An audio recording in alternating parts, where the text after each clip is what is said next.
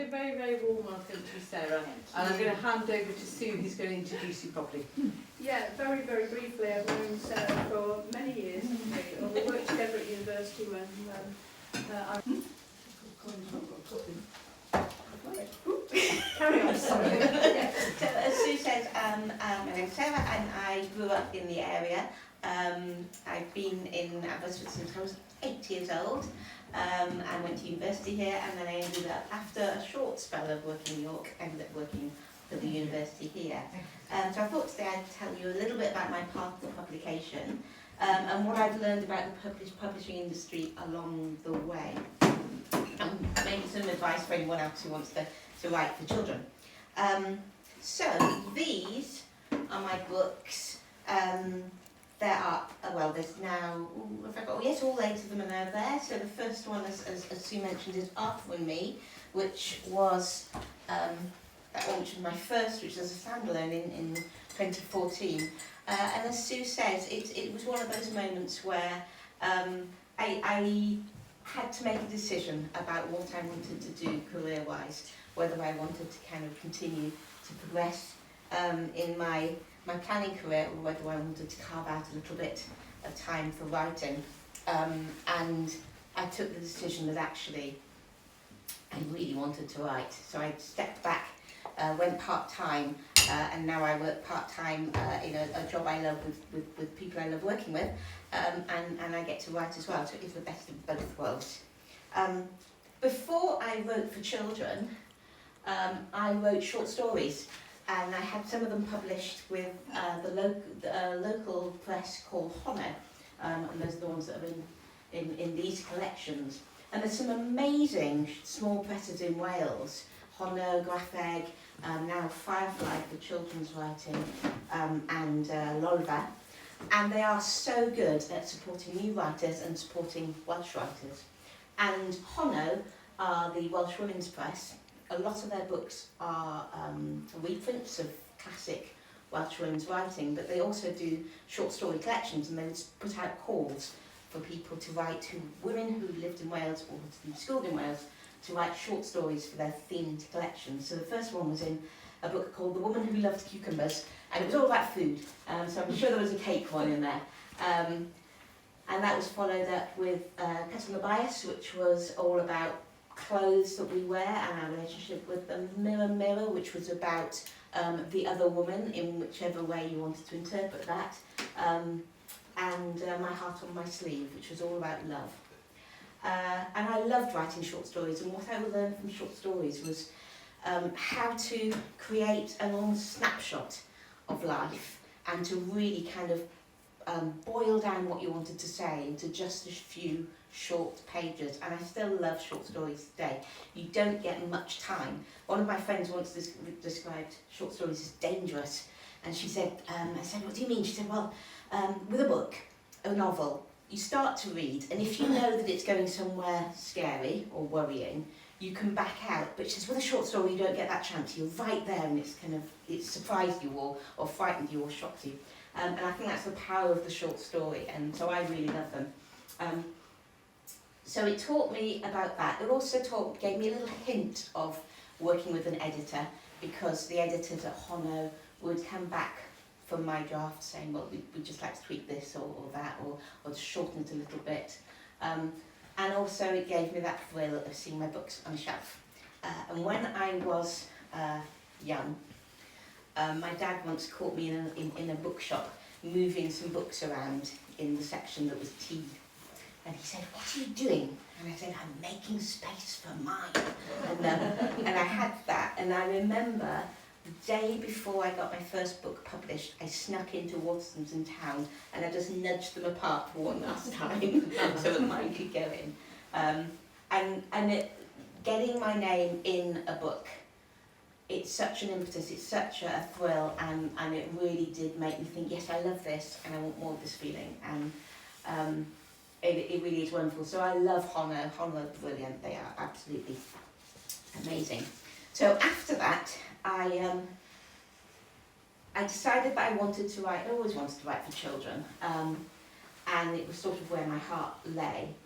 And Firefly in 2014 said that they wanted, they set up as a new children's press in Wales, and they wanted a set of books to kickstart their collections set in Wales in a modern setting. So I thought, oh, a modern setting in Wales, I shall write about King Arthur, which I don't think was quite what they were looking for, but it was all, I wrote a book called Arthur and Me, which is all about a little boy called Thomas who's bullied, and Thomas bumps into King Arthur literally on a school trip. He falls down a hole in the ground when he's being bullied, and he lands on a sleeping mound, which turns out to be an ancient king who accidentally wakes him up. And so he thinks, well, King Arthur is a big hero, he'll sort out the bullies at school. So he takes King Arthur to school, only to discover that the historians got it all wrong, and King Arthur himself is being bullied by the Round Table Knights. And they learn how to solve their own bullying problems and each other's bullying problems through their friendship.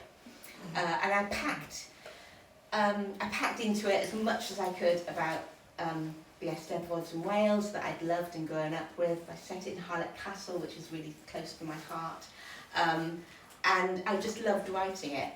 And I also, because I did the history degree, I did a history PhD, I really had fun with the idea of historians getting it wrong and somebody actually getting to meet a historical figure and the figure, whichever, and actually discovering that what the truth was. And I entered it into the Firefly Children's Book Prize, and it won, which was, I remember when I got the email for that. And then they said they'd like to publish it in their first collection, which was another moment, and I was finally going to be just my own book. And working with an illustrator. And what I learnt from Arthur and Me, firstly, was that the side of your book is not always the side of the book that it ends up as. It was 22,000 words, and I was asked to cut it to 17,000. And part of that is to do with the way that the book business works is book prices are governed a lot by book length. And that's governed by how they print out how many pages they can get onto one of their massive sheets, and how many spreads they'll get. So the longer your book, the more expensive it's going to be. And if they've had a decision about the price point that they want to be putting it on the shelf at, that means that it will fall within a certain length. So sometimes how long your book is going to be is subject to those considerations as well. So you can't write a 100,000 word epic. And also the age of the child. My book, when I first wrote it, was simply too long for the 5 to 8 bracket that we were aiming at. It was the first time I'd kind of been introduced to those ideas that actually you are writing the story to an audience with certain expectations of, well, you know what, this is the chapter length that they might enjoy. I try to put a surprise moment at the end of each chapter to keep them turning the page, but at the same time you're thinking about, can't be too much of a surprise if it's a bedtime book, because you don't want parents being sort of stuck, oh, what's one more chapter? And so there's all these sorts of considerations for how the child reads, and one of the other things I learned was to read my work out loud, because if I stumble over a sentence, then the child reader will probably stumble over it, and I'd have to go back and rewrite it. And I also learned that less is more, because actually it is, I think it's perfect at 17,000 words. The 5,000 words I cut were not necessary, and I learnt that by working with an amazing editor called Janet, who really helped me to boil things down and to go, do you really need that scene, Sarah? So I learnt a lot from Arthur and Me, and it's got a real place in my heart. I love it. And also I got to work with an amazing guy called Peter Stevenson, who this year is on the long list for one of the most prestigious book prizes in the world, actually. Peter, for his work for illustrating children's books. He's incredible, and just seeing your characters created and put down on paper is an amazing feeling. It really Can I just ask, when you say it's for 5 to 7 year olds? This was for For a parent to read to them or for them to read it? Sometimes they read it, sometimes parents read it to them. I just looking at the words. Look at the words. 5 years old, Yeah, well usually it's the 5-year-olds, they read it being read to. By the time they get into 7 with the chapter book, they can start to be reading. Come on, Elijah. Yeah, but Charles, he's how old is he? He's only 5. He's not even 5. And the way that bookshops put their books out also varies. Sometimes it's 5 to 8, sometimes it's they're going up to 7, and then it's 8 to 12. I never thought of getting him a book with chapters, because we read every day. Oh, right. And I always go for a book, just pick a book, I don't know, any book, a load of books, and you just make sure you can read it in one. Yes. We can do chapters, and you've given me permission to do Chapter, chapters. I love a chapter book. I love a chapter Good, book. okay. Could I just ask, otherwise I forget the question, have you been translated into Welsh? No, the way translation. Afterwards, no, I didn't. No, the way translation works is, and I was going to You get come into that, translation let it later. go, it's Okay. fine. Just I would have forgotten. So then I moved over to Max and Alice. Max is my little kitty cat, and I love him lots. And he was my way of sneakily getting a cat, because I live in a flat and I can't have a cat. So this is my cat. Cat Max was my cat for several years. And I really wanted to write crime. I love crime. I've always loved crime fiction. I kind of grew up reading Agatha Christie, etc. And I love puzzles. Absolutely love them. And I think children love crime. And I think, trying to think about why children love crime, I think they love a puzzle. They like to be able to work things out. They like the idea that they've worked out a secret that nobody else knows. They have a real strong sense of justice, the children. They know right and wrong, and they feel very strongly that bad guys should not get away with it. So I think that's why they gravitate towards a form of fiction where the bad guys get their comeuppance. And often crime fiction is very adventurous, and kids love that too. So I wrote Max, and this is what went into Max. I put in everything that I loved about reading crime when I was growing up, traditionally, famous 5, etc. I put that to me in the middle when I was a fairy in Llanafan. I put in loads of theatre stuff. I really wanted to write a crime book set in the theatre, partly because the theatre is a place where people are always pretending to be what they're not. And I thought, what a great setting for a crime novel. And I put cats in. I really wanted to write cats. And this left me with a puzzle. I thought, well, what do I want to, can I write a book where the, how do I get all of this into one book? And I was going to have the detective be a child in the theatre, but I kept running across all sorts of problems. Why would they be there at night? Why would they be in places where I needed them to be to solve some of the mysteries? And then I thought, well, what character could be in a theatre late at night? What character could be sneaking all the way up to the places above the theatre and behind the scenes? And I read about the theatre cats and the museum cats of London. And they would have cats in old buildings to sort out the mouse problems. And I thought, oh, I could, maybe. Go on then. And I made him a detective cat. And that left me with a new set of problems, because I had to make lots of decisions about the world that Max was in. Does he talk? And I decided, no, Max was not going to be a talking cat. I did not want to write talking cat fiction. Max was going to be all cat. He solves mysteries, but he's all cat. So Max was born, and he became the cat that lives in a London theatre in the 1920s and solves mysteries. And I got all the way to the end of the book, and I thought, he's got to tell people how he solved the mystery, and he can't talk. So I was left with this problem of how does a cat tell the humans what's happened without being able to talk? And that actually, what I found, what I've learned from Max, was that sometimes the things that are challenging in your fiction are the things that make it more fun, because I had to make it really, really action-based. He had to do everything through activity, through dragging things off shelves, through scattering papers across the floor that the humans could spot. And children love that. They love it when there's more and more action and activity in the book. So time and time again I discovered that the thing that I think is going to be a problem, if I write through it and let it challenge me, it actually makes for a better book and a more fun book, which was really lovely.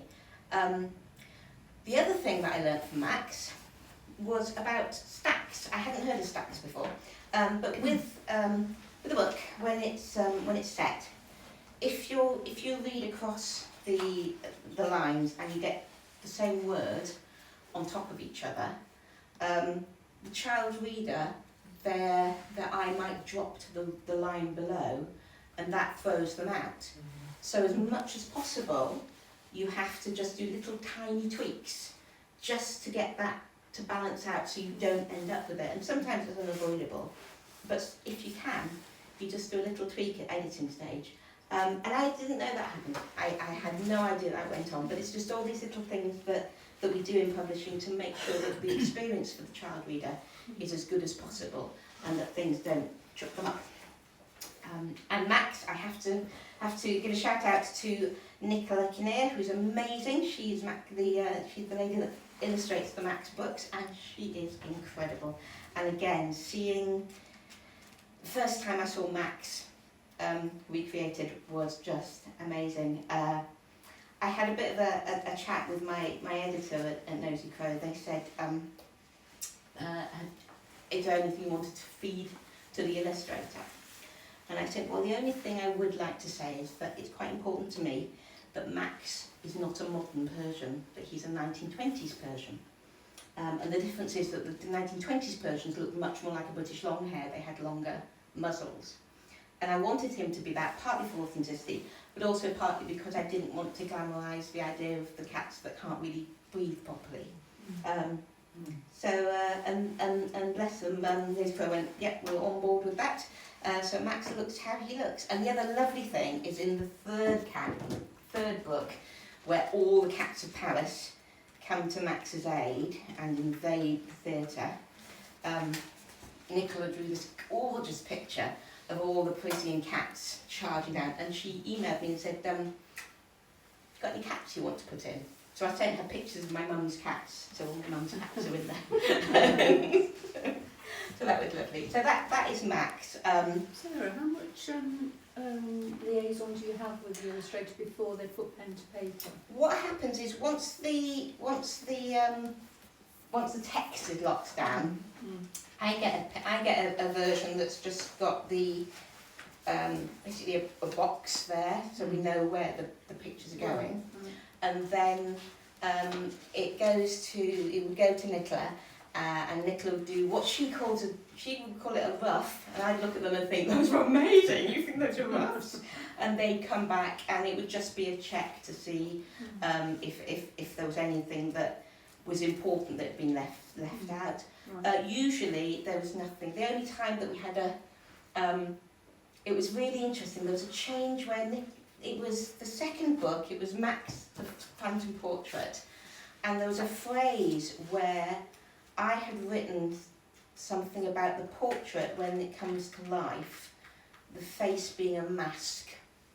And I think I'd meant it in a kind of a, to be interpreted in sort of just being sort of non-moving. And Nicola interpreted it literally as a mask. And I looked at the picture and thought, actually hers is better, and it's less frightening for the children.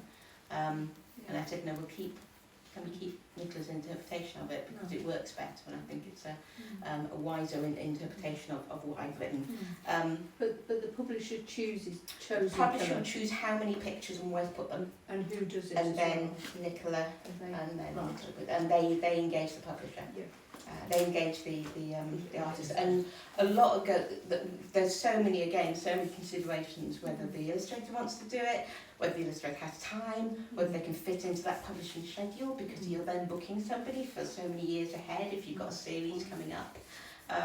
So yeah, I'm glad that I don't work in planning in publishing. So then after Max, we moved on to Alice, and Alice came about because after we'd done Max, I talked to my editor, and she said, we'd like you to possibly think about moving into writing something slightly older. So we were looking at the 9 to 12 bracket. And maybe moving away for a little while from animal stories and think about a human story. So I went away and I had a think, and I came up with Alice. And Alice lived in, originally she lived in London, but then we ended up putting her in Paris. And Alice, as I'm sure you'll all appreciate, is a baker. She works as a star baker in her mother's patisserie in Paris, and on the side she is a spy. And she lives in the 1930s. And I had such fun writing this series because it was so wonderful to research. I was in my element. I got to do lots of historical research again and cram as much of it in as possible. So these are some of the things that went into the books. Firstly, amazing events like the Paris International Expedition, which was 1937, although I kind of cheated a little bit in 1936. This was an event where the whole world came to Paris. It was a World's Fair, and the countries of the world came to Paris and built pavilions where they talked about everything that they were most proud of. So they had a pavilion full of the best food, a pavilion full of the best dresses, and there was a whole pavilion crammed full of aeronautics. And I just thought, wow, A, a glorious setting for a book, because Alice could just be kind of like playground in these motivations. And B, surely there were spies. You've got the whole world gathering in Paris, there must have been spies. So that sort of thing really, really sparked my imagination. And when I go to schools, I tell them about magpies. And the reason I carry a magpie to schools is because I say writers are a little bit like magpies. We sort of go around doing our research, spotting interesting, shiny things that we want to use, pick them up and take them home, not literally, the ideas, and take them home to think about and write about. So I always think of myself as a little bit like a magpie, and I tell children to try and have as many magpie moments as possible to spot things they want to write about. So this was one of my magpie moments, was to think about the international expedition. I managed to get as many puzzles and codes in as possible. I crammed Alice full of codes. And speaking about codes, I think, I realise that I suspect that most members of the WI are secretly spies. Because does anybody have one of these? Hands up, anybody you know, ever look at that. See if you own one of these, a rolling pin. You are probably a spy, because this is the oldest piece of code-breaking equipment in the world. It's called a satale. And the way a satale would work is you would get something like this, a big message, which would look like complete nonsense. And the way that you break it is you take your trusty satale, in this case a rolling pin, but you can use any object which is rolling pin shaped, and you wrap it around, it's a bit fiddly, and slowly a message, when you read down, will emerge. In this case, I love books. So presumably you have to have a rolling pin of the right diameter. exactly. So the way it works is that the other person has to have exactly the same rolling pin. It doesn't work if you don't. So it wasn't the most super secure way of running it. But I take a rolling pin to school, and what I found is that children absolutely love the idea that their parents might be spies because they have a rolling pin in their cupboard. And also the idea that something that simple can be a code-breaking equipment. And from there we work up to, so I did put a satale into my book, into the first book, but I also managed to get in spy wheels and codes to do with music. I got in codes to do with the way that things were sewn into some of the dresses. I got in real stories about codes, such as there was a lady who managed to get her codes across an international barrier by writing on her petticoats in lemon juice. and then just kind of strolling through, and then ironing her petticoats when she got to when she got to her destination. And I thought, I love that. I'm going to use that. So another magpie moment, just reading more and more about spies and about codes, and they all went into Alice. The other thing, obviously, was the cake. Lots of cakes went into Alice. Alice creates the most amazing cakes. And the challenge that I kept being given by my editor was, my editor kept saying, Sarah, you've got your baking and you've got your codes. And I don't want them separate in the books. I want you to smush them together. So I kept having to find ways that she would be using her cakes in her spying. And that was such a challenge. But again, I discovered that the bigger the challenge, the more fun it became. So so I ended up kind of with her hiding secret recording equipment in cakes and using her cakes to sort of charm people to get onto film sets and things. But I've got this amazing editor called Fiona, and she really, really worked me hard. And that's me at Bletchley Park. Had a lovely time at Bletchley Park, well worth a visit. So what I've learned, the first thing I've learned is that all books are collaborative. And this is the way that I work. I write my first draft and it's always terrible, really, really bad. Because what I tend to do is I think about what I want to write and I do lots of research, and then I'll sketch out how the story's going to work, and I end up with a big piece of paper that's got chapter, who's in the chapter, what we're learning about the main plot, what we're learning about the subplots, where the clues are, and whether there's cake. And that gives me an idea if I've got somebody who's appeared in chapter 1 and not appeared again until chapter 7, something's gone wrong, and that helps me to just structure and get an idea of the balance of the book. And I also have time, so that gives me an idea of if I've got 6 chapters on one day and then the next few chapters of that doesn't just make a book feel a little unbalanced. And then I take that structure and then I do the writing. And it just comes, there's a strange moment usually when I'm writing when I'll be sitting there thinking, this is not going in the final draft, but I have to write it to get it out of me and to think about it and to be able to know whether I'm going to use it. And then I get to my edit, structural edit. And at that point I've got a little necklace that I wear when I'm editing, and I bought it at the Eisteddfod. And it's a piece, it's made to look like a piece of paper that's scrumpled up with words on it, but it's cast in silver. And it's beautiful.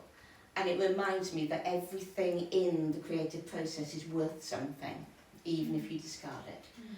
Nothing is actually wasted. And that keeps me from thinking, I've written 12,000 words and they're not going in. So they all go into, as I take things out, some of them will end up in other books, some of them just end up feeding the imagination. But I'll move everything around and then read through and edit and edit and edit. And I usually go through about 5 edits before I send it to my editor, like my publisher. And then she'll come back and she will feed in her views. And it's that other pair of eyes is so precious and so vital, where she'll say, this isn't working, Sarah, this isn't clear. Once, with one of my books, I changed who's the baddie halfway through writing it. I thought, I can't have another, it's too similar to the first baddie in the previous book, so I changed it. And my editor came back and went, I don't think they did it, I think they did it. And I thought, oh, you're right, they did. I went back to my original idea, and she's like, no, just stay true, Sarah. And it did work better. And it's those sorts of things where somebody can read through and spot. So, and the number of times when I'll email her going, I was hoping you wouldn't spot that. And she's like, I always spot them, and I always spot the ones you hope I won't, don't you?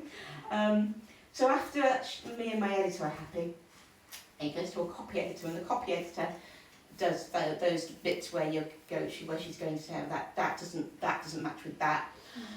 Oscar having a green eye, or Oscar is Max's best friend, he has one eye, and it's whether he's got one green eye or one blue eye, I get getting that wrong.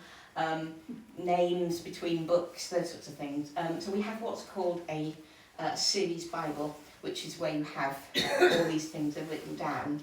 The copy editor then sends that back, so in future ones you can't get wrong. The name of the bakery, that kind of thing, how things are spelled. And then there's the design team who do all that work we talked about earlier, where they design the look of the book. And the other people that we work with are the marketing team who come up with ideas for point of sale stuff, for activity sheets for schools, and the rights team. The rights team are lovely, and this is how rights work on translations. Twice a year they go to these big fairs. One's in Bologna, one's in Frankfurt, and there's one in London. And they take all their books in a catalogue and they sell them to other publishers abroad. So Nosy Crow won't decide which languages they want to translate into. They will sell the book to other publishers. So it's other publishers that decide. So Arthur would only get translated into Welsh if a Welsh publisher decided they wanted it and bought the rights. So that's how that one works. So Alice this is Alice in Italian, and actually they gave her a completely new cover. Casper the Cat of Starring Role, which he very much enjoyed. Where's Max? Oh, that's Max El Gato Detective in Spanish. And again, he's got a slightly different cover to the English ones. This is actually the original Max cover, and then Max was repackaged in Britain. They decided they wanted to go with a more illustrative cover. So and it's lovely when you get books